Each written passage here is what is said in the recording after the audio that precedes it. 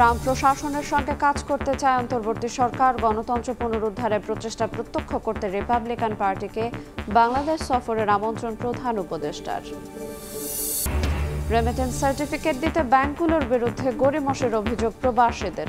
কঠোর ব্যবস্থার হুঁশিয়ারি, ভোগান্তি বাড়লে চাপে পড়তে পারে রিজার্ভ, বলছেন অর্থনীতিবিদ।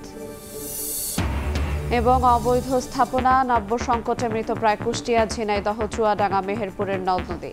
বন্ধ নৌরুট, ব্যাহত ফসল উৎপাদন, পরিকল্পনাতেই আটকে পানি উন্নয়ন বোর্ড।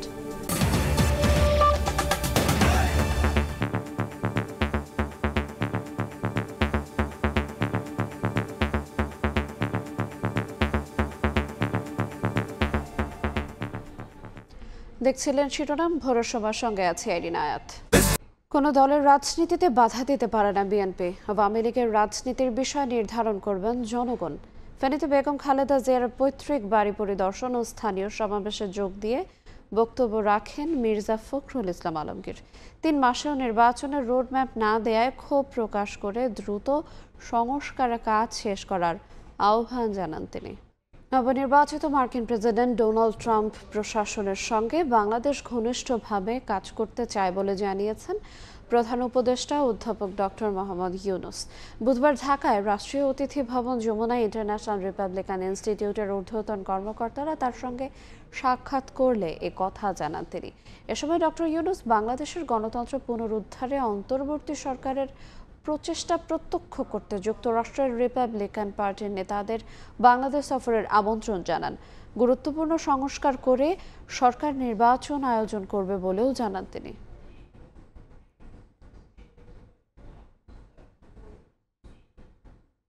বৃষ্টি সংশোধনী এনে আন্তর্জাতিক অপরাধ ট্রাইব্যুনাল সংশোধন অধ্যাদেশের খসড়া অনুমোদন দিয়েছে উপদেষ্টা পরিষদ। বিচার কাজের অডিও ভিডিও রেকর্ড ও বিদেশি আইনজীবী ও পর্যবেক্ষক রাখা যাবে।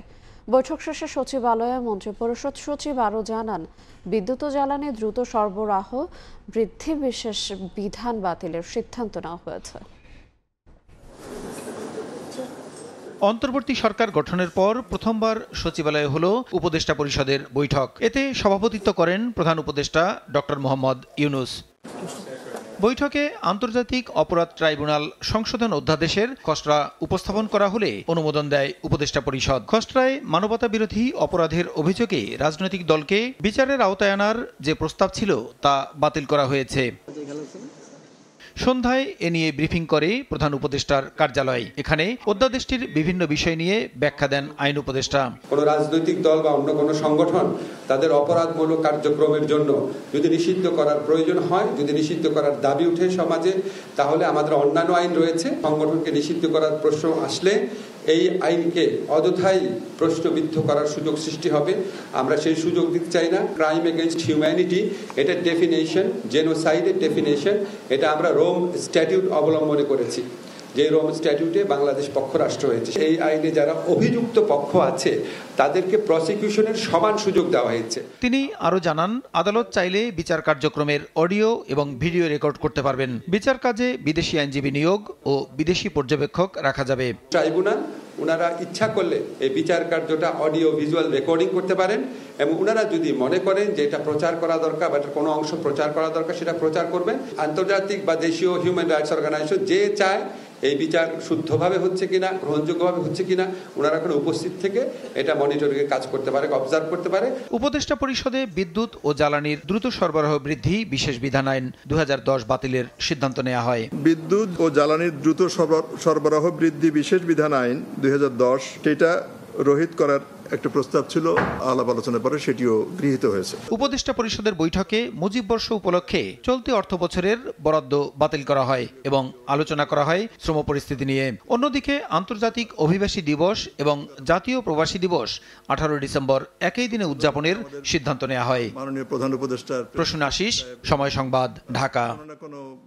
জনভোগান্তি সৃষ্টি ও কোনো ধরনের উস্কানিতে পা দিয়ে আন্দোলনে না জড়িয়ে দাবি দেওয়া নিয়ে সরকারের সঙ্গে আলোচনা করতে অনুরোধ জানিয়েছেন উপদেষ্টা মাহফুজ আলম। এদিকে আইনশৃঙ্খলা পরিস্থিতির উন্নতির লক্ষ্যে পুলিশের শীর্ষ পদের রদবদল আনা হয়েছে বলেও বুধবার প্রেস ব্রিফিংয়ে জানিয়েছেন আরেক উপদেষ্টা আসিফ মাহমুদ। ফরেন সার্ভিস একাডেমিতে চলমান বিক্ষোভগুলোতে সরকারের ভূমিকা নিয়ে জানতে চান সাংবাদিকরা। জবাবে এটিকে দুঃখজনক উল্লেখ করে দুই উপদেষ্টা পরামর্শ দিলেন কোনো উস্কানিতে পা না দিয়ে সরকারের সঙ্গে আলোচনা করতে। পাথর ছুঁড়ে একটা বাচ্চার পর্যন্ত মাথা ফেটে গেছে, এ ধরনের দুঃখজনক ঘটনা ঘটেছে এবং আজকেও ঢাকা কলেজ এবং সিটি কলেজের মধ্যে সংঘর্ষ হয়েছে। এখন আমরা স্পষ্ট না যে কি বিষয় নিয়ে তাদের মধ্যে সংঘর্ষ হয়েছে এবং এই অঞ্চলটাতে আমরা প্রায় এই ধরনের ঘটনা দেখে থাকি। উস্কানি অথবা এক ধরনের যে নেগেটিভ এনার্জি আছে ওগুলো না করে বরং আপনারা সরকারের সাথে প্রপার চ্যানেলে আসেন, কথা বলেন এবং সরকার আপনাদেরকে শুনতে ইচ্ছুক এবং আপনারা সমাধানের দিকে এগিয়ে যান।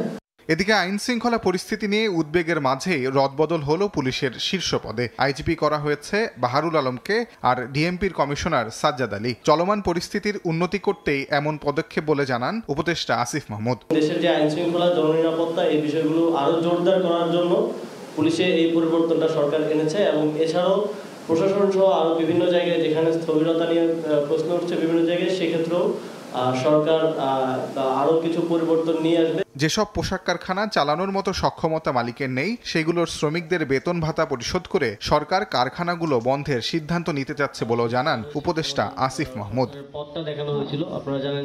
তাজওয়ার মাহমিদ, সময় সংবাদ, ঢাকা। অপরিকল্পিতভাবে ৭ কলেজে ঢাকা বিশ্ববিদ্যালয়ের অধিভুক্ত করা হয়েছে বলে জানিয়েছেন শিক্ষা উপদেষ্টা। বুধবার সকালে ঢাকা কলেজের ১৮৩তম প্রতিষ্ঠা বার্ষিকী উপলক্ষে আয়োজিত অনুষ্ঠানে এ কথা জানান তিনি। বলেন ৭ কলেজকে স্বতন্ত্র পরিচয় দেয়া যায় কিনা তা নিয়ে কাজ করতে বিশেষজ্ঞ কমিটি গঠন করতে যাচ্ছে শিক্ষা মন্ত্রণালয়। বিশেষজ্ঞ কমিটি অতি শীঘ্র করতে যাচ্ছে সর্বোচ্চ স্তরে, যারা এই কলেজগুলোর একত্রিত একটা প্রাতিষ্ঠানিক রূপ দেবে, অবকাঠামো কি করে আরো বাড়ানো যায় এবং সেগুলোকে সমন্বিত ভাবে একটা প্রাতিষ্ঠানিক রূপ কি করে দেওয়া যায়, সেটার নাম তোমাদের সকলের সাথে আলোচনা করেই দেয়া হবে। প্রবাসী আয় করমুক্ত হলেও বাড়ি নির্মাণ বা যে খাতে ব্যয় বিনিয়োগের ক্ষেত্রে দেখাতে হয় টাকার উৎস, তখনই প্রয়োজন পড়ে রেমিটেন্স সার্টিফিকেটের। আর এই সনদ দিতেই দেশের বিভিন্ন ব্যাংক গড়িমসি করছে বলে অভিযোগ প্রবাসী ও তাদের স্বজনদের। অথচ সংশ্লিষ্টরা বলছেন এই সনদ দিতে বাধ্য তারা। অর্থনীতিবিদদের সংজ্ঞা, প্রবাসীদের ভোগান্তি বাড়লে চাপে পড়তে পারে রিজার্ভ। অভিযোগের সত্যতা মিললে সংশ্লিষ্ট ব্যাংকের বিরুদ্ধে কঠোর ব্যবস্থার হুঁশিয়ারি দিয়েছে বাংলাদেশ ব্যাংক। ময়ূর সুমনের সহায়তায় সাইফুল ইসলামের রিপোর্ট। দেশের অর্থনীতি ও রিজার্ভের অন্যতম ভিত রেমিটেন্স। এই আয়ের বিপরীতে প্রবাসী বা তাদের পরিবারকে দেশে কোনো আয়কর দিতে হয় না। তবে বাড়িঘর নির্মাণ থেকে শুরু করে প্রবাসীদের পাঠানো অর্থ খরচ করতে গেলে দেখাতে হয় আয়ের উৎস। তখনই দরকার হয় রেমিটেন্স সনদ বা সার্টিফিকেটের। অভিযোগ আছে এই সনদ দিতে গড়িমসি করছে দেশের বিভিন্ন ব্যাংক। রেমিটেন্স সার্টিফিকেটের জন্য যাই তলব করে, তখন এরা বিভিন্ন রকমের বাহানা দেখায় যে আপনার টাকাটা তো সরাসরি আমাদের ব্যাংকে আসে নাই, এটা তো একটা ব্যাংক একটা বায়া হয়ে আসছে। যে ব্যাংকে আমি টাকাটা পাঠাইতেছি ওই ব্যাংকে যখন আমার রেমিটেন্স সার্টিফিকেট দরকার হচ্ছে তখন ব্যাংক আমাকে এটা দিচ্ছে না, ব্যাংক বলতেছে যে এখান থেকে নেওয়ার জন্য। 30-35 বছরের ওই ডকুমেন্টগুলো এরা চাইতেছে, তো ডকুমেন্ট তো সবগুলো আমার দ্বারা সংরক্ষণ করা সম্ভব হয় নাই। টাকা পাঠাইছে এখানে এক্সচেঞ্জ থেকে, কিন্তু ওরা বলতেছে না এই টাকা ফন্ডিত থেকে আসছে। ব্যাংক সংশ্লিষ্টরা বলছেন দেশের যে ব্যাংকের অ্যাকাউন্টে প্রবাসী আয়ের অর্থ জমা হবে সেই ব্যাংক সনদ দিতে বাধ্য। এক্ষেত্রে যে দেশ থেকে রেমিটেন্স পাঠানো হচ্ছে সেই দেশের এক্সচেঞ্জ হাউস বা ব্যাংক থেকে কোনো সনদের প্রয়োজন পড়ে না। যে ব্যাংকের মাধ্যমে রেমিটেন্সটা পেল তাদের তো জানা থাকা উচিত যে এটা রেমিটেন্সের টাকা এসছে, অন্য যে কোনো ব্যাংকের মাধ্যমে পাক না কেন, তাহলে তারা এখানে দিতে না চাওয়ার কোনো কারণ নেই। গড়িমসি করাটা একেবারে আমি বলবো ক্ল্যারিক্যাল অলসতা। এটার ব্যাপারে বাংলাদেশ ব্যাংকের খুব কঠোরভাবে নির্দেশ দিতে হবে। ব্যাংকারদের জন্য এটা কোনো সমস্যা হওয়া উচিত না, শুধু মনোযোগের ব্যাপার। সেন্ট্রাল ব্যাংক থেকে একটা ছোট্ট নির্দেশনা দিয়ে দেওয়া হবে যে কোনো গ্রাহক কোনো ব্যাংকে গিয়ে এই রেমিটেন্স এই ধরনের কোনো স্টেটমেন্ট সংক্রান্ত ব্যাপারে ভুগতে পারবেন না। অর্থনীতিবিদরা বলছেন রেমিটেন্স সংক্রান্ত ইস্যুতে প্রবাসীরা যেন কোনো ধরনের বিড়ম্বনায় না পড়ে সেই ব্যবস্থা বাংলাদেশ ব্যাংককেই নিশ্চিত করতে হবে। রেমিটেন্স যে সার্টিফিকেট, সেই সার্টিফিকেটটা যদি তাদেরকে দেওয়া হয়, তার বাড়ি করা থেকে আরম্ভ করে কোনো একটা জায়গায় যখন দরকার হয় সেটি যাতে তারা দেখাতে পারে। বাংলাদেশ ব্যাংকের হুঁশিয়ারি, প্রবাসী ও তাদের স্বজনদের প্রয়োজন মতো রেমিটেন্স রেমিটেন্স সনদ দিতে গড়িমসি করার প্রমাণ পেলেই নেওয়া হবে কঠোর ব্যবস্থা। সার্টিফিকেট একান্তই যদি প্রয়োজন হয় তাহলে ব্যাংক সেক্ষেত্রে সার্টিফিকেট প্রদান করবে না, সেটাও হওয়া উচিত নয়। আমার মনে হয় ব্যাংক তার ক্লায়েন্টের প্রয়োজন অনুযায়ী সার্টিফিকেট ইস্যু করতে পারে। এটাতে তেমন কোনো প্রত্যয়নপত্র ইস্যু করাতে ব্যাংকের কোনো আইনি জটিলতা আছে বলে আমার মনে হয় না। কোনো ব্যাংক যদি রেমিটেন্স সার্টিফিকেট দিতে গড়িমসি করে তাহলে বাংলাদেশ ব্যাংকের হটলাইন নাম্বার 16236-এ যোগাযোগ করার পরামর্শ দিয়েছে বাংলাদেশ ব্যাংক। সাইফুল ইসলাম, সময় সংবাদ, ঢাকা। উত্তরা পূর্ব থানার হত্যা মামলা সাবেক আইনমন্ত্রী আনিসুল হককে 5 দিনের রিমান্ড দিয়েছেন ঢাকা সিএমএম আদালত। বুধবার সকালে শুনানি শেষে বিচারক এই আদেশ দেন। টোটাল আমাদেরকে শুনানি দেখায় সালমান এফ রহমান, হাসানুল হক ইনু, রাশেদ খান মেনন, আবদুল্লাহ আল ইসলাম জ্যাকব, পলক জুনেদ আহমেদ পলক, কামাল মজুমদার, শাহজাহান খান, দীপুমণি, আনিসুল হক উনি রিমান্ডে যায়। আর একজন হলো আবদুল্লাহ আল ইসলাম জ্যাকব রিমান্ডে যায়। ভোরের সময় আরও থাকছে। সবজি, চিংড়ি ও তেলাপিয়া মাছে ক্ষতিকর ধাতুর উপস্থিতি শনাক্ত। খুলনা বিশ্ববিদ্যালয়ের 3 শিক্ষার্থীর গবেষণা। ভয়াবহ সব রোগে আক্রান্ত হওয়ার শঙ্কা। উৎসমুখে বাঁধ, তীর দখল করে অবৈধ স্থাপনা, শিল্প কারখানার দূষণ, নাব্য সংকট সহ নানা কারণে কুষ্টিয়া, ঝিনাইদহ, চুয়াডাঙ্গা ও মেহেরপুর জেলার অধিকাংশ নদ নদী এখন মৃতপ্রায়। বন্ধ হয়ে গেছে পানি প্রবাহ। এতে এসব নদী সংলগ্ন এলাকায় একদিকে যেমন ব্যাহত হচ্ছে ফসল উৎপাদন, অন্যদিকে জীবিকার পথ কমে এসেছে জেলেদের। পাশাপাশি বাণিজ্যিকভাবে নৌরুটও বন্ধ হয়ে গেছে একের পর এক। আর নদী বাঁচাতে পানি উন্নয়ন বোর্ড শুধুমাত্র পরিকল্পনাতেই সীমাবদ্ধ। আব্দুল্লাহ মামুন রিপোর্টের রিপোর্টে বিস্তারিত।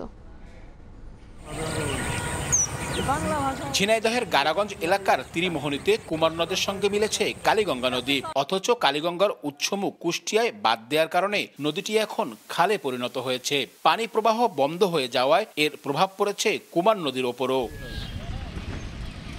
মেহেরপুরের ভৈরব নদীর উৎসমুখে বাঁধ থাকার কারণে বছরের বেশিরভাগ সময় পানি পাওয়া যায় না। ভারত অংশে পানির প্রবাহ বাধাগ্রস্ত করার কারণে দিন দিন নাব্য হারাচ্ছে নদীটি।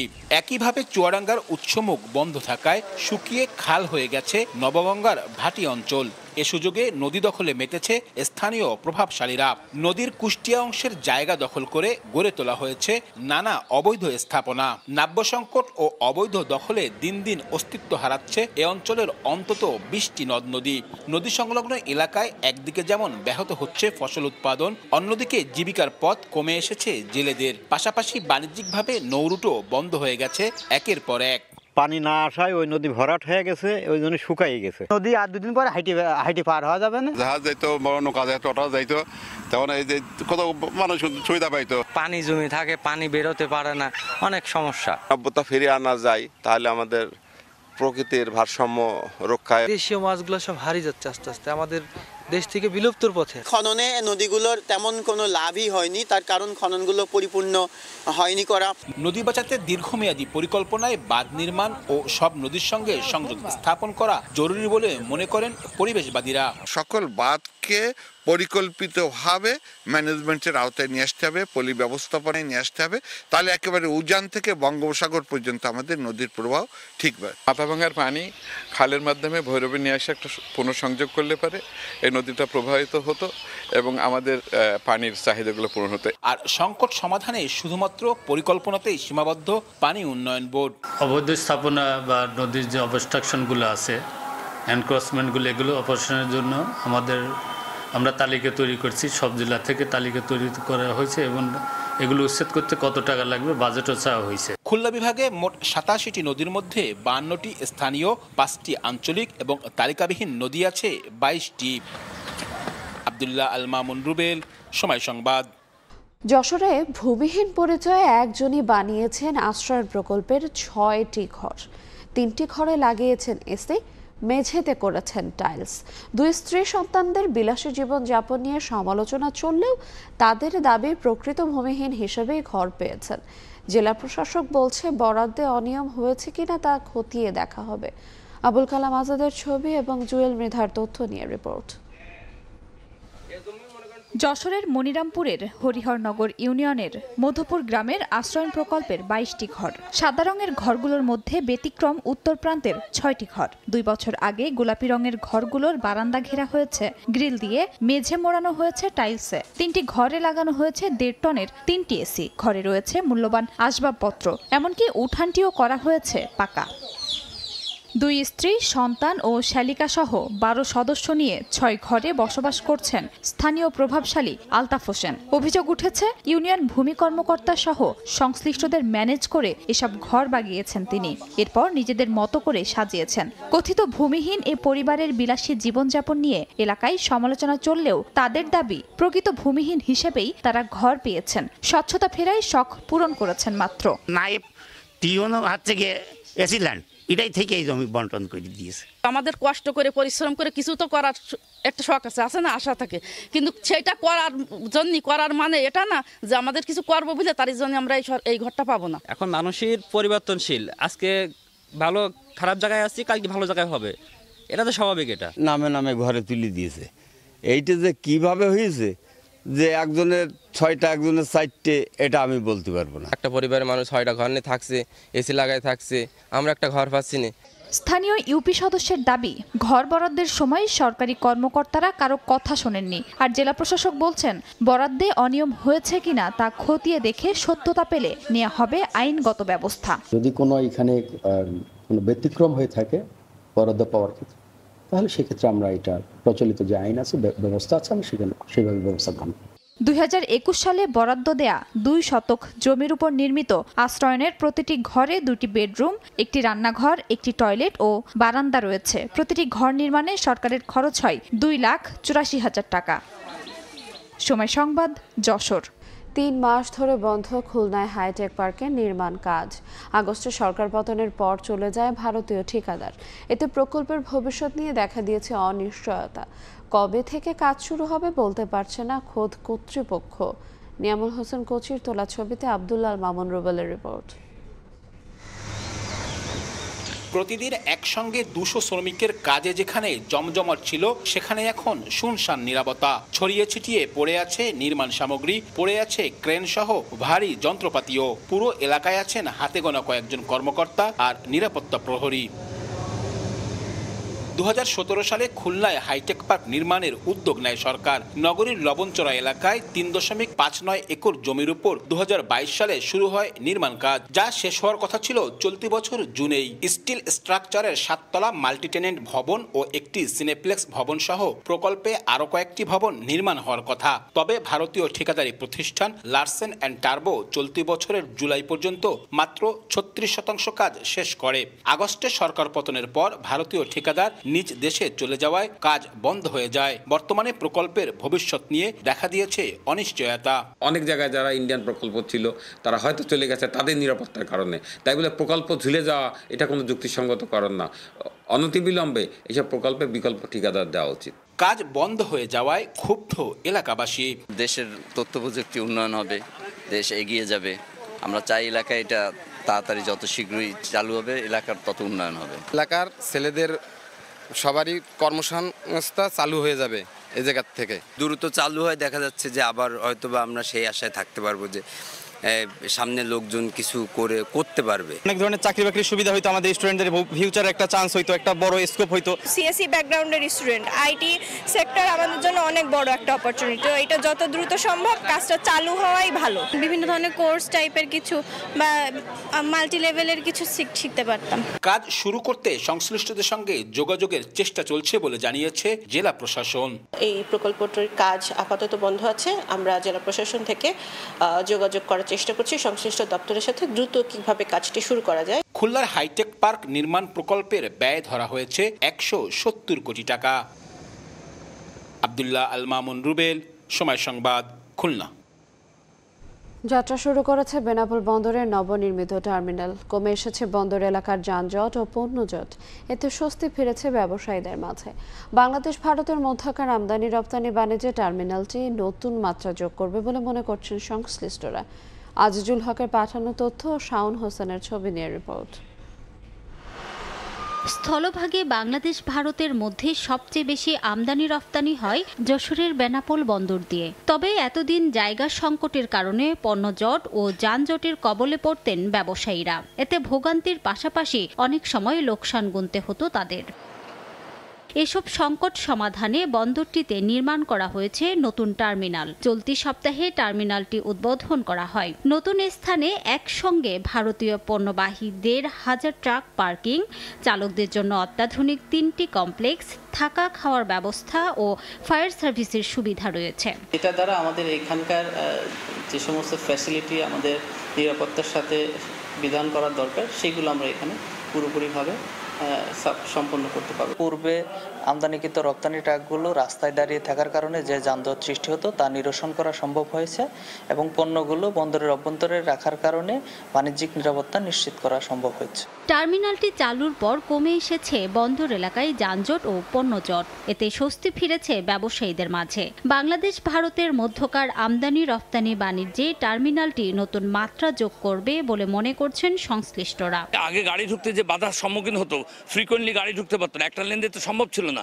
এই জন্য একাধিক লেন দিয়ে ঢুকবে। কার্গো ভেহিকেলটি উদ্বোধনের ফলে এই বেনাপোল বন্দর যে আন্তর্জাতিক একটি স্থল বন্দর সেইটার পরিপূর্ণ রূপ পাবে এবং আমদানি রপ্তানি বৃদ্ধি পাবে, সাথে সাথে রাজস্ব আহরণ বেড়ে যাবে। বেনাপোল স্থলবন্দরে নতুন কার্গো হেভিকাল টার্মিনাল নির্মাণে ব্যয় হয়েছে ৩২৯ কোটি টাকা। সময় সংবাদ, বেনাপোল।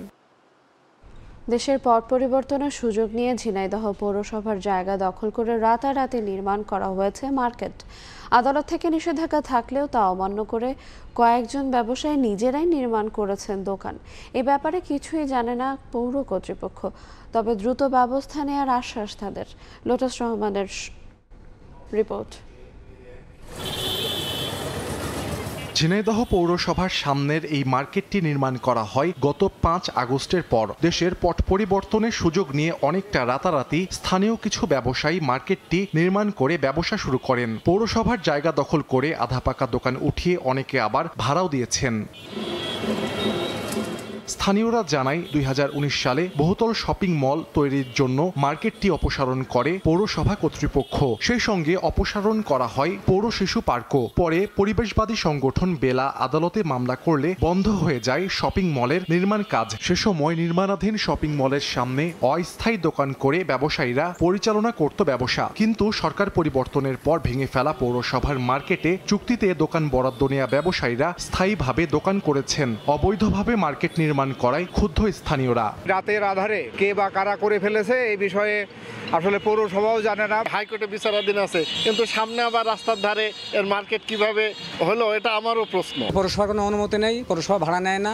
ব্যবসায়ীদের দাবি, বিগত দিনে চুক্তিনামার কাগজপত্র ঠিক থাকায় তারা দোকান নির্মাণ করে ব্যবসা পরিচালনা করছেন। ৫ তারিখের আগে থেকে আমরা এখানে ছিলাম, কিন্তু সামনে একটু দুর্বলভাবে ছিলাম, ৫ তারিখের পর থেকে একটু ভালোভাবে আছে। পৌরসভার থেকে একটা দলিল নিয়েছি, সেই দলিল মোতাবেকই আমরা আছি। নিজস্ব জমির কাগজ এভিডেন্স সব কিছু আছে। তারা দোকান করছে, কিভাবে করছে না করছে আমি এটা জানি না। আপনার এই মার্কেটের পূর্বে যাদের দোকান ছিল এনারা পুনরায় আবার এখানে দোকান করেছে, আমি ভাড়াটি হিসেবে আছি, ভাড়া নিয়ে। তবে কে বা কারা দোকান নির্মাণ করেছেন কিছুই জানে না পৌর কর্তৃপক্ষ। দ্রুতই আইনগত ব্যবস্থা নেওয়ার আশ্বাস প্রশাসকের। পৌরসভার সাথে কোনো আলোচনাই হয়নি। আমরা বিষয়টি জানার সাথে সাথে আইনানুগ ব্যবস্থা গ্রহণের করার সিদ্ধান্ত গ্রহণ করেছি এবং আমরা খুব তাড়াতাড়ি তাদের বিরুদ্ধে আইনানুগ ব্যবস্থা গ্রহণ করব। পৌরসভার সামনের জায়গা দখল করে ২০টি দোকান নির্মাণ করেছেন স্থানীয় ব্যবসায়ীরা। সময় সংবাদ, ঝিনাইদহ।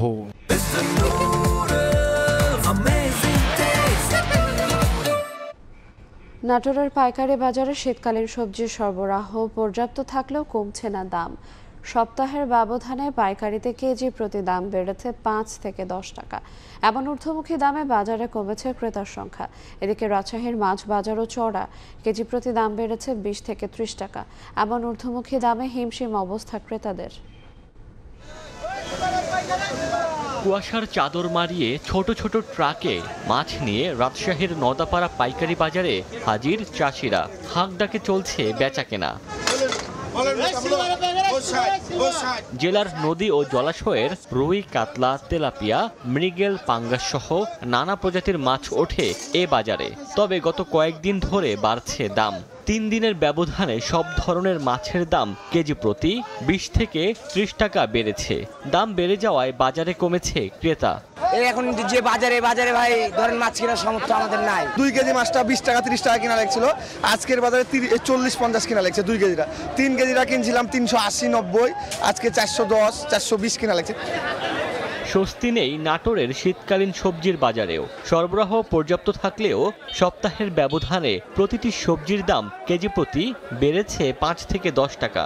শিম 90 টাকা থেকে 100 টাকা, ফুলকপি প্রতি পিস 60 থেকে 70 টাকা, বাঁধাকপি 30 থেকে 40 টাকা বিক্রি হচ্ছে। সবজির এমন ঊর্ধ্বমুখী দামে চাপে পড়েছেন ক্রেতারা। সব জিনিসের দাম বেশি, যেটা আমাদের পক্ষে নেওয়া সম্ভব হচ্ছে না। ইনকাম নয়, অথচ কিন্তু দাম বেশি দিয়ে কিনে খাওয়া লাগতেছে। সাধারণ মানুষ আর কিছু বলার নাই। জিনিস কিনতে গেলে পরেই মাথাই খারাপ হয়ে যায়। কৃষকদের দাবি, অসময়ের ভারী বৃষ্টিতে ক্ষতিগ্রস্ত হয়েছে ফসল, যার প্রভাব পড়েছে দামে। সবজি লাগাচ্ছি, ফলন হচ্ছে, বৃষ্টির কারণে সব নষ্ট হয়ে গেছে। উৎপাদন কম, অনেক কম, খরচাও বেশি হয়ে গেছে, এজন্য দাম একটু বেশি। স্থানীয় কৃষি বিভাগের তথ্য মতে এবছর ৬,১১৫ হেক্টর জমিতে শীতকালীন সবজি আবাদের লক্ষ্যমাত্রা নির্ধারণ করা হয়েছে। 19 নভেম্বর পর্যন্ত ১,৭৯৬ হেক্টর জমিতে আবাদ হয়েছে। ওমর ফারুক, সময় সংবাদ। এদিকে শীতের সবজিতে সয়লাব দেশের সবচেয়ে বড় সবজির মোকাম বগুড়ার মহাস্থান হাট। সেখানে আছেন সহকর্মী আব্দুল আওয়াল, সরাসরি যাচ্ছি তার কাছে। আওয়াল, দেশের সবচাইতে বড় সবজির মোকাম বগুড়ার মহাস্থান হাট শীতের শুরু থেকেই সবজির যে ছয়লাভ হওয়া শুরু করেছে।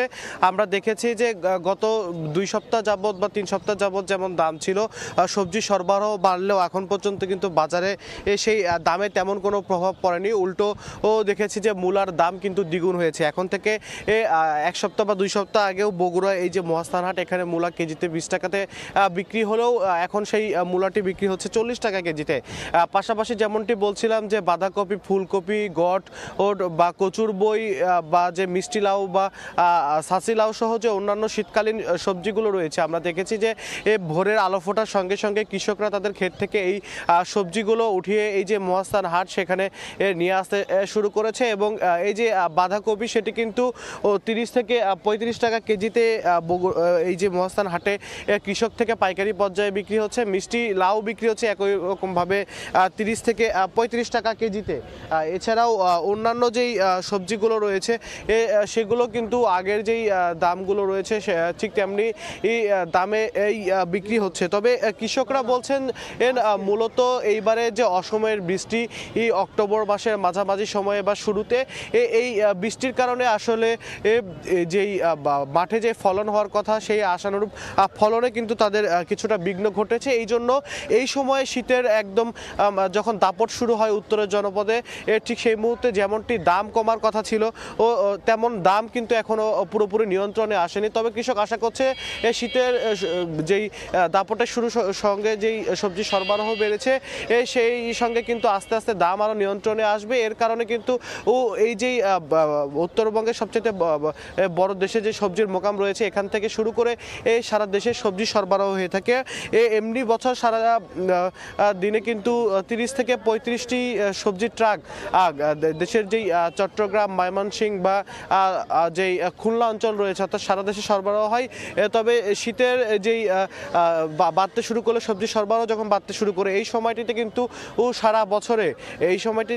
সারা বছরে 30 থেকে 35টি টাকা করে সবজি সরবরাহ হলেও তার দ্বিগুণে চলে যায়, অর্থাৎ 60 থেকে 70টি ট্রাকে কিন্তু সারা দেশে এখান থেকে সবজির সরবরাহ গিয়ে থাকে।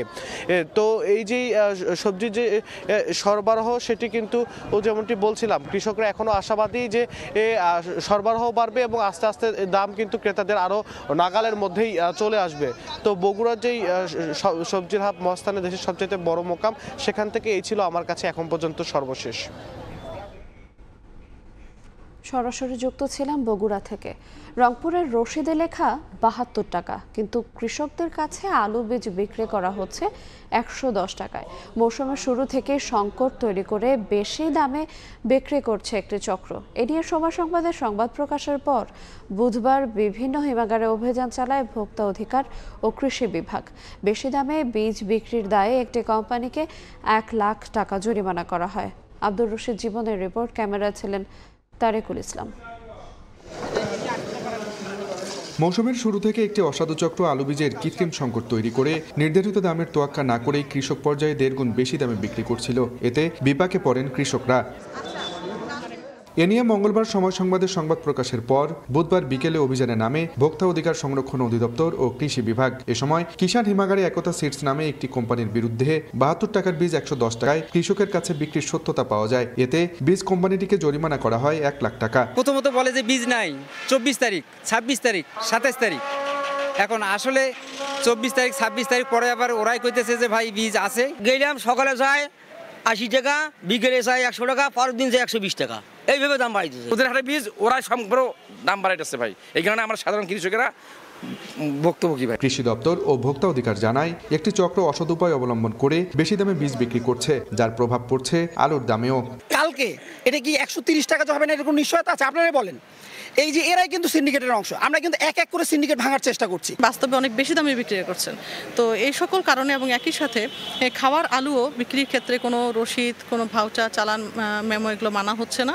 এই দুটি ক্ষেত্রে আমরা দুইটি প্রতিষ্ঠানকে মোট ১,১৫,০০০ টাকা জরিমানা করি। খাবার আলুর পাশাপাশি বীজ আলুর দাম নিয়ন্ত্রণে রাখতে অভিযান অব্যাহত রাখার কথাও জানায় ভোক্তা অধিকার সংরক্ষণ অধিদপ্তর।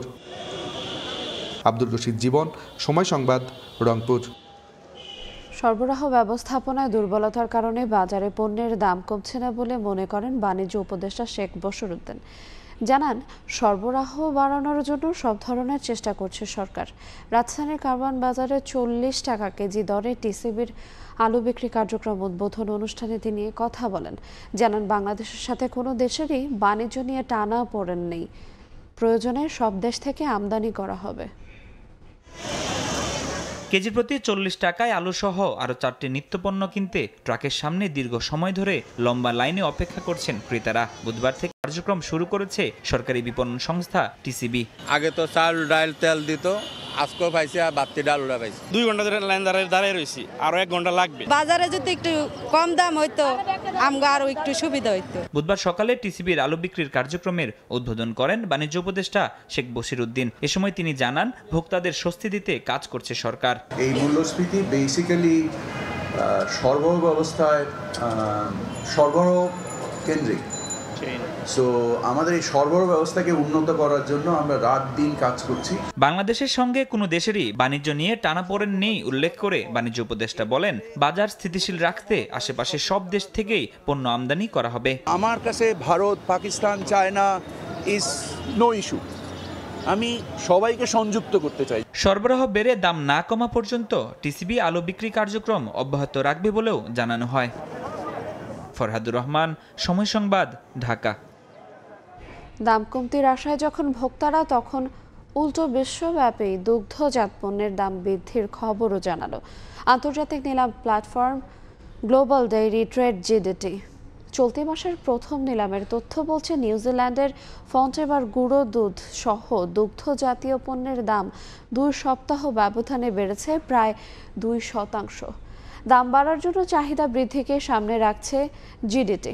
বাংলাদেশ বছরে গড়ে 1 লাখ টনের বেশি গুঁড়ো দুধ ও ক্রিম আমদানি করে থাকে। এই দাম বৃদ্ধির প্রভাব বাংলাদেশেও পড়ার আশঙ্কা আছে। বছরব্যাপী আন্তর্জাতিক বাজারে ব্যাপক চাহিদা থাকে দুগ্ধজাতীয় পণ্যের। কখনো উৎপাদনে ঘাটতি, আবার কখনো সময় মতো সরবরাহ না পাওয়ার শঙ্কার বিপরীতে চাহিদা বৃদ্ধি সহ নানা কারণে বেড়ে যায় পণ্যটির দাম।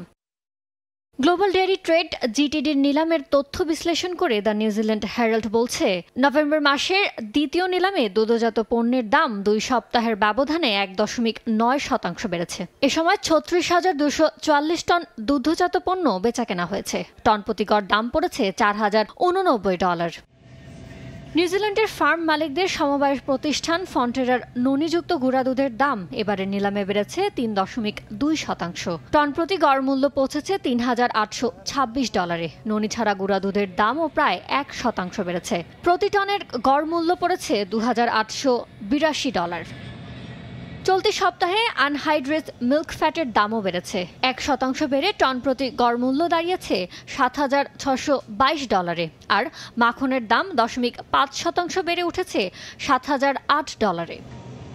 জিডিটির মূল্য সূচকে চলতি সপ্তাহে পড়ে গেছে মোজারেলা পনিরের দাম। পণ্যটির দাম 6.6% কমে টন প্রতি গড় মূল্য নেমেছে $4,315। পাশাপাশি চেডার পনিরের দামও 3.1% কমে টন প্রতি গড় মূল্য হয়েছে $4,843। পরিসংখ্যান ব্যুরোর তথ্য অনুযায়ী 2023-24 অর্থ বছরের 11 মাসে বাংলাদেশ 1,26,487 টন গুঁড়ো দুধ ও ক্রিম আমদানি করেছে, যা আগের পুরো অর্থ বছরের চেয়ে 8,000 টন বেশি। ইয়ানুর শিফাত, সময় সংবাদ।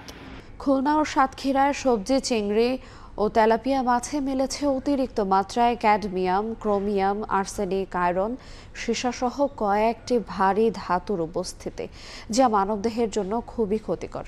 সম্প্রতি খুলনা বিশ্ববিদ্যালয়ের পরিবেশ বিজ্ঞান বিভাগের গবেষণায় উঠে এসেছে এমন চিত্র। বিশেষজ্ঞরা বলছেন, অধিক মুনাফা অর্জনের জন্য ব্যবসায়ীরা অসৎ পন্থা অবলম্বন করছে। আব্দুল হালিমের ছবিতে বেলাল হোসেন সজলের রিপোর্ট। সুষম ও নিরাপদ খাবার মানুষকে সুস্থ ও স্বাভাবিকভাবে বেঁচে থাকতে যেমন সাহায্য করে, তেমনি অনিরাপদ খাবার জটিল রোগসহ মৃত্যুর কারণও হতে পারে। খাদ্য নিয়ে রীতিমতো সচেতনতা বাড়লেও প্রতিদিন বাজার থেকে যেসব মাছ ও সবজি কিনছি তা কি নিরাপদ? সম্প্রতি খুলনা বিশ্ববিদ্যালয়ের পরিবেশ বিজ্ঞান বিভাগের 3 শিক্ষার্থী খুলনা ও সাতক্ষীরার 7টি এলাকার বিভিন্ন ঘেরের মাছ, সবজি, পানি, মাটি ও 20টি কোম্পানির মাছের খাবার উপর গবেষণা করেন। এতে উঠে আসে সবজি, চিংড়ি ও তেলাপিয়া মাছে অতিমাত্রায় ক্ষতিকর ক্যাডমিয়াম, ক্রোমিয়াম, আর্সেনিক, আয়রন, সীসাসহ কয়েকটি ভারী ধাতুর উপস্থিতি। এমনকি ট্যানারির বর্জ্য দিয়ে তৈরি নিম্নমানের ফিশ ফিড ব্যবহারের কারণে পানি ও মাটির মাধ্যমে মাছ ও সবজিতে এসব ভারী ধাতু প্রবেশ করছে। ভারী ধাতুর দূষণ শুধুমাত্র পরিবেশেরই ক্ষতি করছে না, বরং খাদ্য শৃঙ্খলের মাধ্যমে মানব স্বাস্থ্যের উপরও বিরূপ প্রতিক্রিয়া ফেলছে। সবজি চাষে অতিরিক্ত রাসায়নিক সারের ব্যবহারের কারণে হেভি মেটালের পরিমাণ দিন দিন বৃদ্ধি পাচ্ছে। মাত্রাতিরিক্ত দূষিত এই মাছ এবং শাকসবজি খাওয়ার ফলে মানবদেহের বিভিন্ন গুরুত্বপূর্ণ অঙ্গের গুরুত্বপূর্ণ ক্ষতি হওয়ার পাশাপাশি ক্যান্সারের ঝুঁকিও বাড়িয়ে দিতে পারে। বিশেষজ্ঞরা বলছেন, অধিক মুনাফা অর্জনের জন্য ব্যবসায়ীরা অসৎ পন্থা অবলম্বন করছে। আর চিকিৎসকরা বলছেন, জেনে শুনে এসব খাদ্যদ্রব্য গ্রহণ করা বিষ পানের সমান। এতে ভয়াবহ সব রোগে আক্রান্ত হওয়ার শঙ্কা রয়েছে। মাছে যেমন হেভি মেটাল থাকছে এবং তার সঙ্গে সঙ্গে এই সবজিতেও হেভি মেটাল থাকছে, ফলে দুটাই কিন্তু মানুষ আসলে গ্রহণ করছে, ফলে মানুষের শরীরেও কিন্তু এর মাত্রা আস্তে আস্তে কিন্তু বাড়ছে। অপদ্রব্যের মিশ্রণ এটা কিন্তু অনেকটা জেনে শুনে বিষপানের মতোই হচ্ছে এবং এর যে ক্ষতি এটা দীর্ঘমেয়াদী, আপনাদের আগেই বলেছি, যেগুলো শরীরে ঢোকে কিন্তু বেরোতে চায় না, যার ফলে একবার যদি ঢোকে তাহলে এর বিষক্রিয়া বহুদিন ধরে থাকে। মনিটরিং বৃদ্ধির পাশাপাশি তদন্ত করে ব্যবস্থা নেওয়ার আশ্বাস দিয়েছে মৎস্য বিভাগ। এই ধরনের দূষিত মাছ বা সবজি যাই হোক, এটা যাতে আমাদের জনস্বাস্থ্যের জন্য হুমকি হয়ে দাঁড়াতে না পারে, এর জন্য প্রতিরোধমূলক ব্যবস্থা আমাদের মৎস্য অধিদপ্তরের এই অংশে যতটুকু করণীয় আমরা চেষ্টা করব আমাদের অথরিটির মাধ্যমে তাদেরকে অবহিত করা এবং এই প্রতিরোধে যথাযথ ব্যবস্থা নেওয়া। গত বছর খুলনা বিশ্ববিদ্যালয়ের এক গবেষণায় ব্রয়লার মুরগির মাংস হারে মিলেছিল অতিরিক্ত মাত্রায় নিকেল, ক্রোমিয়াম, সীসা ও আর্সেনিক। বেলাল হোসেন সজল, সময় সংবাদ, খুলনা। যুক্তরাষ্ট্রের নবনির্বাচিত প্রেসিডেন্ট ডোনাল্ড ট্রাম্প তার প্রশাসনে গুরুত্বপূর্ণ দুটি মন্ত্রণালয়ের জন্য সম্ভাব্য আরও 2 জনের নাম প্রস্তাব করেছেন। শিক্ষামন্ত্রী হিসেবে লিন্ডা ম্যাকমোহন আর বাণিজ্যমন্ত্রী পদে ধনকুবের হাওয়ার্ড লাটনিককে মনোনয়নের কথা জানিয়েছেন তিনি। যুক্তরাষ্ট্রের প্রেসিডেন্ট নির্বাচনে জয়লাভের পর এতটুকুও কালক্ষেপণ করেননি ডোনাল্ড ট্রাম্প। মসনদে বসার আগেই নিজ প্রশাসন গোছানোর কাজ শুরু করেছেন তিনি। একে একে প্রশাসনের শীর্ষ পদে নিজের পছন্দের প্রার্থীর নাম প্রস্তাব করছেন। এরই ধারাবাহিকতায় নতুন প্রশাসনের শিক্ষামন্ত্রী হিসেবে ওয়ার্ল্ড রেসলিং কোম্পানির সাবেক সিইও লিন্ডা ম্যাকমানকে মনোনয়ন দেওয়ার কথা জানিয়েছেন। এক বিবৃতিতে ডোনাল্ড ট্রাম্প জানান লিন্ডা ম্যাকমান তার কয়েক দশকের অভিজ্ঞতাকে কাজে লাগিয়ে শিক্ষায় যুক্তরাষ্ট্রকে ১ নম্বর দেশে পরিণত করবেন। তার দক্ষতা ও অভিজ্ঞতাকে ব্যবহার করে যুক্তরাষ্ট্রের পরবর্তী প্রজন্মের ক্ষমতায়ন নিশ্চিত করবেন। ম্যাকমান ট্রাম্পের প্রথম মেয়াদে ক্ষুদ্র ব্যবসায় প্রশাসনের নেতৃত্ব দেন। বর্তমানে তিনি ট্রাম্পের ট্রানজিশন টিমের একজন সহ সভাপতি হিসেবে কাজ করছেন। এদিকে বাণিজ্য মন্ত্রী হিসেবে ধনকুবের হাওয়ার্ড লাটনিককে মনোনীত করার কথা জানিয়েছেন ট্রাম্প। লাটনিক মার্কিন বিনিয়োগ প্রতিষ্ঠান ক্যান্টর ফিটজেরাল্ডের প্রধান। এক বিবৃতিতে লাটনিকের ভূয়সী প্রশংসা করে ট্রাম্প জানান হাওয়ার্ডের ওয়াল স্ট্রিটে ৩০ বছরের বেশি সময় ধরে কাজ করার দুর্দান্ত অভিজ্ঞতা রয়েছে। যুক্তরাষ্ট্রের রাজস্ব ও বাণিজ্য ক্ষেত্রে নেতৃত্ব দেবেন তিনি। ট্রাম্প প্রশাসনে মেডিকেয়ার ও মেডিকেড পরিষেবার নেতৃত্ব দিতে হার্ট সার্জন ও টিভি ব্যক্তিত্ব ডাক্তার মেহমেদ ওজের নাম প্রস্তাব করা হয়েছে। মেহমেদ ২০২২ সালে ট্রাম্পের সমর্থনে পেনসিলভেনিয়ায় রিপাবলিকান প্রতিনিধি হিসেবে সিনেটর পদে লড়েছিলেন, তবে ডেমোক্র্যাট প্রার্থীর কাছে হেরে যান তিনি। রাইসা জান্নাত, সময় সংবাদ। কুয়েতে অনুষ্ঠিত ১৩তম আন্তর্জাতিক হিফজুল কোরআন প্রতিযোগিতায় প্রথম হয়েছেন বাংলাদেশের আনাস মাহফুজ। এর সঙ্গে কেরাত গ্রুপে তৃতীয় স্থান অর্জন করেছেন আরেক বাংলাদেশি কারি আবু জর গিফারি। প্রতিযোগিতায় বিশ্বের ৭০টিরও বেশি দেশ থেকে প্রতিযোগীরা অংশগ্রহণ করেন। ঐতিহাসিক এই জয়ের গৌরব বয়ে আনায় আনন্দিত প্রবাসী বাংলাদেশিরা। কুয়েত থেকে ময়ন সুমনের রিপোর্ট। কুয়েতের আন্তর্জাতিক হিফজুল কোরআন প্রতিযোগিতায় চমক দেখালো বাংলাদেশ। অনূর্ধ্ব ১৩ সিগারুল হুফাজ গ্রুপে প্রথম স্থান অর্জন করেছে মার্কাজু ফয়জিল কুরআন আল ইসলামের শিক্ষার্থী আনাস মাহফুজ। এছাড়া কেরাত গ্রুপে তৃতীয় স্থান লাভ করেছেন কারি আবুজর গিফারি। গত ১৪ নভেম্বর কুয়েতের ধর্ম মন্ত্রণালয় এই প্রতিযোগিতার আয়োজন করে। স্থানীয় ক্রাউন প্লাজা হোটেলে এটি অনুষ্ঠিত হয়। ফলাফল ঘোষণা করা হয় ১৯ নভেম্বর সন্ধ্যায়। বিজয়ীদের হাতে পুরস্কার তুলে দেন দেশটির ধর্মমন্ত্রী ডক্টর মোহাম্মদ ইব্রাহিম মোহাম্মদ আল ওয়াসমি। নিজেদের অভিমত ব্যক্ত করতে গিয়ে বিশ্ব বিজয়ীরা দেশবাসীর কাছে দোয়া চেয়েছেন। মার্কাজে ফয়জুল কুরআন ইসলামী মাদ্রাসার ছাত্র, কুয়েতে আন্তর্জাতিক হিফজুল কোরআন প্রতিযোগিতায় প্রথম স্থান অধিকার করেছি। দেশবাসীর কাছে দোয়া চাই, আমি জানি সামনে আরো অনেক ভালো করতে পারি। আমাদেরকে বলে মিন আইনা আনত, আনা মিন বাংলাদেশ, তখন আমাদের গর্ব হয় যে আলহামদুলিল্লাহ আমরা বাংলাদেশি। বিজয়ী বাংলাদেশিদের অভিনন্দন জানিয়ে মার্কাজু ফয়জিল কুরআন আল ইসলামী মাদ্রাসার হিফজ বিভাগীয় প্রধান বলেন, এই অর্জন বাংলাদেশকে বিশ্বমঞ্চে উচ্চ স্থানে নিয়ে গেছে। ছোটদের যেই গ্রুপ ১৩ বছর অনূর্ধ্ব ১৩ বছর হিফজুল যারা পরিপূর্ণ হিফজ সম্পন্ন করেছে, সেই গ্রুপে পুরো পৃথিবীতে এই প্রথম বাংলাদেশের কোনো হাফেজ এই প্রথম স্থান অর্জন করেছে। মুসলিম বিশ্বে বাংলাদেশের এই অর্জন গৌরবের বলে মনে করেন কুয়েতের ধর্ম মন্ত্রণালয়ের ইমাম খতিব ফায়েজ হামুদ আল এনাজি। বিশ্বের বিভিন্ন দেশ থেকে প্রতিযোগীরা অংশগ্রহণ করেছেন। আমরা বাংলাদেশকেও আমন্ত্রণ করেছিলাম। বাংলাদেশ অনেক ভালো করেছে। আমার জানা মতে বাংলাদেশে অনেকে তাদের সন্তানদের কুরআন শিখায়, হাফেজ বানায়। এই জয় বাংলাদেশের জন্য আল্লাহর রহমত। এদিকে প্রতিযোগিতায় বিজয়ীদের সংবর্ধনা দিয়েছে কুয়েতের প্রবাসী বাংলাদেশিরা। বিদেশের মাটিতে এই অর্জন বাংলাদেশের ভাবমূর্তি উজ্জ্বল করবে বলে জানান তারা। মঈন সুমন, সময় সংবাদ, কুয়েত। এবারে খেলার খবর। চ্যাম্পিয়ন্স ট্রফি দিয়েই কি আবারও আন্তর্জাতিক ক্রিকেটে ফিরছেন তামিম ইকবাল? ক্রিকেট বোর্ডের কর্মকর্তাদের কথাতে তেমনই ইঙ্গিত। ক্রিকেট অপারেশনস ইনচার্জ বলছেন, ওয়ানডেতে বিবেচনায় থাকার কারণে অনুশীলন করার জন্য সর্বোচ্চ সুবিধা দেয়া হচ্ছে তামিমকে। প্রশ্ন উঠেছে সেন্ট্রাল উইকেট ব্যবহারের যৌক্তিকতা নিয়ে। জাতীয় দল থেকে ১ বছরের বেশি সময় ধরে বাইরে তামিম। গত বছরের সেপ্টেম্বরে শেষবার দেশের হয়ে এই মাঠে খেলেন তামিম। এরপর থেকেই হোম অফ ক্রিকেটই তার প্র্যাকটিস গ্রাউন্ড। ইনডোর জিম থেকে সেন্ট্রাল উইকেট সবখানে অবাধ বিচরণ। যদিও বিসিবির গঠনতন্ত্র বলছে হোম অফ ক্রিকেটের ফ্যাসিলিটিস কেবল কেন্দ্রীয় চুক্তির ক্রিকেটারদের জন্য। বিশেষ বিবেচনায় সেখানে অনুশীলনের সুযোগ পেতে পারে এইচপি কিংবা এ দল। এছাড়া ব্যক্তিগত অনুশীলনের প্রয়োজন হলে নিজ খরচে বিকল্প খুঁজে নেওয়ার পরামর্শও দেয়া হয়েছে ক্রিকেট বোর্ডের পক্ষ থেকে। এটা একটা টেস্ট ভেন্যু, এখানে মেইন পিচ কিভাবে পায় একজন যে কোনো এসে ইন্ডিভিজুয়াল। আমি এখন মোটামুটি বছরে ১ কোটি টাকা ইনকাম করি, তা আমি কেন নিজের প্র্যাকটিসের ব্যবস্থা করে নেই না? তবে সে পরামর্শ খাটে না তামিম ইকবালের ক্ষেত্রে। খান সাহেবের জন্য বিশেষ ব্যবস্থার কারণ বিসিবির পরিকল্পনা। এখনো ওয়ানডে টিমের বিবেচনায় আছেন এই ওপেনার। তামিম ইকবালকে এখন তুমি কোন ক্যাটাগরিতে ফেলবা? উনি সেন্ট্রাল কন্ট্রাক্টে নাই, এই বছর নাই, but he might come back না, ফর্মার ক্যাপ্টেন। তামিম ইকবাল কিছুদিন আগে ন্যাশনাল টিমের ক্যাপ্টেন ছিল এবং he might come back to the one day squad if he is fit. 17 বছরের ক্যারিয়ার, দেশকে নেতৃত্ব দেওয়ার অতীত, সব মিলিয়ে বিসিবির এতটুকু সুবিধা পেতেই পারেন তামিম। তবে প্রশ্ন উঠেছে সেন্ট্রাল উইকেটের ব্যবহার নিয়ে। এমনিতেই ম্যাচের ব্যস্ততায় যাচ্ছে তাই অবস্থা এই ভেন্যুর উইকেটের। কালে ভদ্রে যতটুকু বিশ্রাম মেলে সেখানে ব্যক্তিগত অনুশীলনকে চরম বিলাসিতাই বলা চলে। একটা দেশের মূল ভেন্যুর উইকেটে এমন ব্যক্তিগত অনুশীলনের নজির বিরল। বিশেষজ্ঞদের মত, তামিমের প্র্যাকটিস সেশনগুলো ক্ষতি করছে হোম অফ ক্রিকেটের। গাছগুলো মরে যাবে। এটা হয়তো আপনি একটা উইকেটে 4 দিন কি প্র্যাকটিস দিতে পারেন, 4 দিন, 1 সপ্তাহ দিলে বেশি অতিরিক্ত হয়ে যায়। 4 দিন দিলে আপনি গাছগুলো বেশি একটা ক্ষতি হবে না, কিন্তু ফুটমার্ক গুলো পবিং ক্রিসের যে জায়গাটা ব্যাটসম্যান দ্বারা ব্যাট করবে এই জায়গাটা ক্ষতি হবে, এই জায়গাটা গাছ রিপ্ল্যান করে দিলে ঠিক হয়ে যাবে। উইকেটের এমন বিসর্জনের পরেও তামিমকে ওয়ানডে দলে ফেরাতে আপ্রাণ চেষ্টা চালিয়ে যাচ্ছে ক্রিকেট বোর্ড।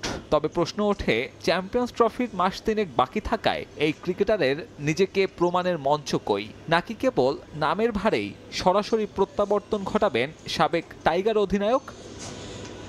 সাব্বির মিথুন, সময় সংবাদ, ঢাকা। প্রথমবারের মতো কোনো দ্বিপাক্ষিক সিরিজে স্পন্সর পেয়েছে বাংলাদেশ নারী ক্রিকেট দল।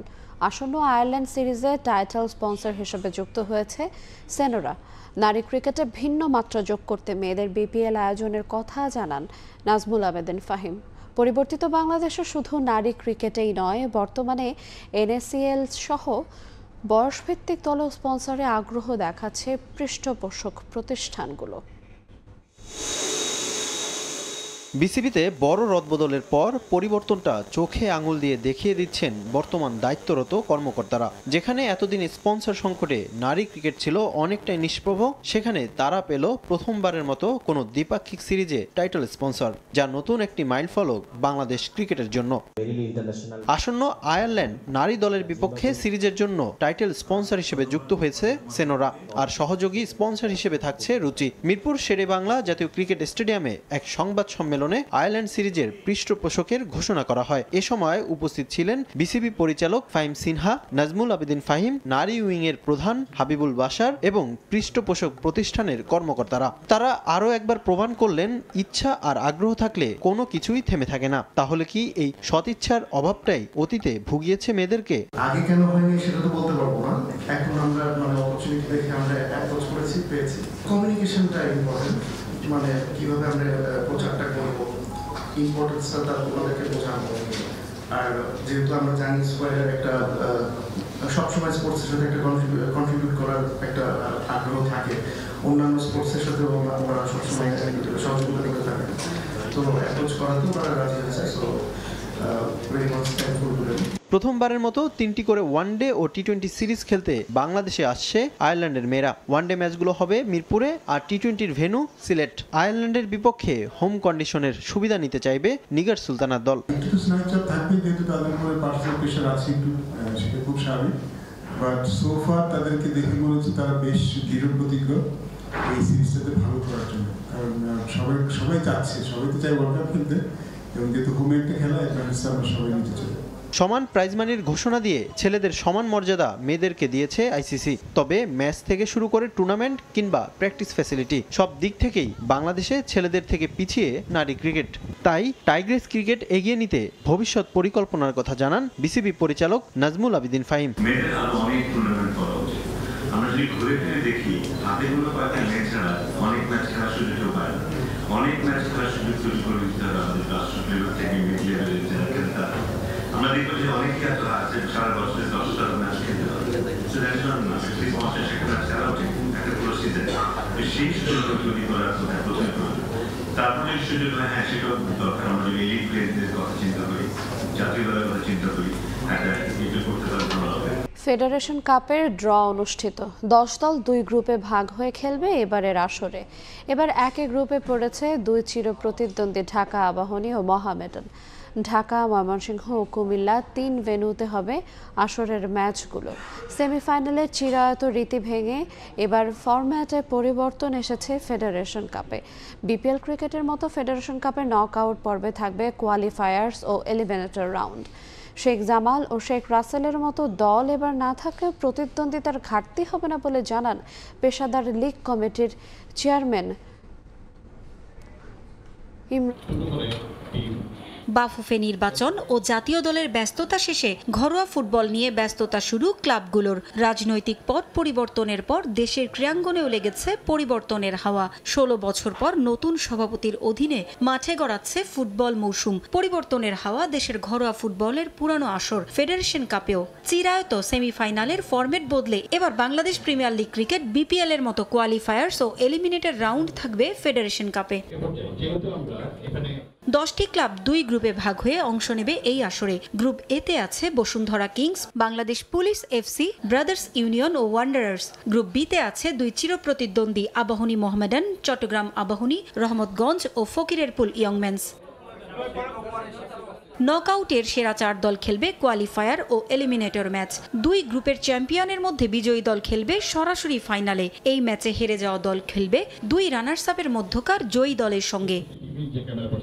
সব দলকে সমান সুযোগ দিতেই ফরম্যাটে পরিবর্তন এনেছে বাফুফে। 3 ভেন্যুতে হবে ফেডারেশন কাপ ফুটবলের খেলা। বসুন্ধরা কিংস, ময়মনসিংহের রফিক উদ্দিন ভুঁইয়া স্টেডিয়াম ও কুমিল্লার শহীদ ধীরেন্দ্রনাথ দত্ত স্টেডিয়ামে অনুষ্ঠিত হবে ম্যাচগুলো। 2টি গ্রুপ করলে সমান সংখ্যক টিম থাকে এবং পরবর্তীতে যেহেতু আমরা যে আদলে করেছি অনেক সময় দেখা যায় যে যারা সেমিফাইনালে খেলে গ্রুপ চ্যাম্পিয়ন টিমগুলো হঠাৎ করে একটা খেলা দুর্ঘটনার সম্মুখীন হয়ে যেতে পারে। তো তাদেরকে আরেকটা সুযোগ দেওয়ার জন্য যারা রাউন্ড লিগ পর্যায়ে ভালো খেলে আসছে তাদেরকে যেন একটা বাড়তি সুযোগ থাকে সেই জন্য কিন্তু আমরা এই নিয়মটা প্রচলন করেছি।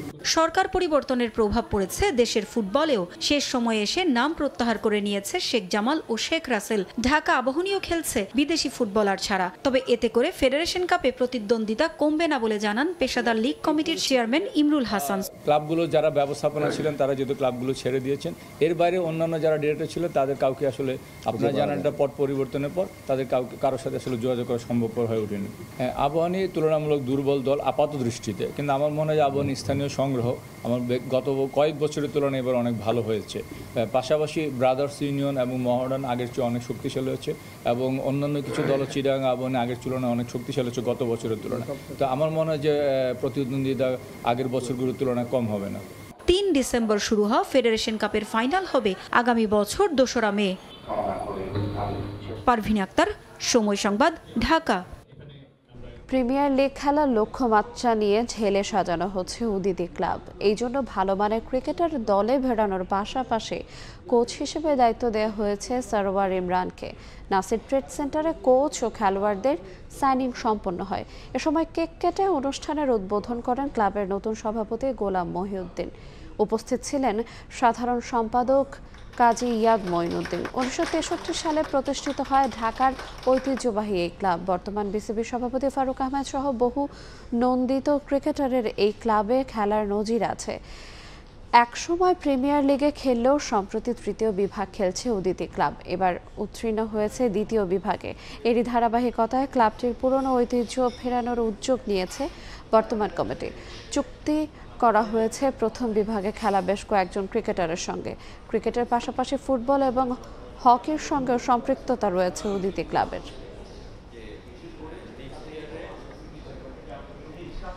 এই পর্যায়ে শীর্ষ সংবাদগুলো জানিয়ে দেব আরেকবার। ট্রাম্প প্রশাসনের সঙ্গে কাজ করতে চায় অন্তর্বর্তী সরকার। গণতন্ত্র পুনরুদ্ধারের প্রচেষ্টা প্রত্যক্ষ করতে রিপাবলিকান পার্টিকে বাংলাদেশ সফরের আমন্ত্রণ প্রধান উপদেষ্টার। রেমিটেন্স সার্টিফিকেট দিতে ব্যাংকগুলোর বিরুদ্ধে গড়িমসির অভিযোগ। প্রবাসীদের কঠোর ব্যবস্থার হুঁশিয়ারি। ভোগান্তি বাড়লে চাপে পড়তে পারে রিজার্ভ, বলছেন অর্থনীতিবিদ। এবং অবৈধ স্থাপনা নাব্য সংকটে মৃতপ্রায় কুষ্টিয়া, ঝিনাইদহ, চুয়াডাঙ্গা, মেহেরপুরের নদ নদী বন্ধ, নৌরুট ব্যাহত ফসল উৎপাদন। পরিকল্পনাতে আটকে পানি উন্নয়ন বোর্ড। এই ছিল ভোরের সময়। সঙ্গে থাকুন সময়ের।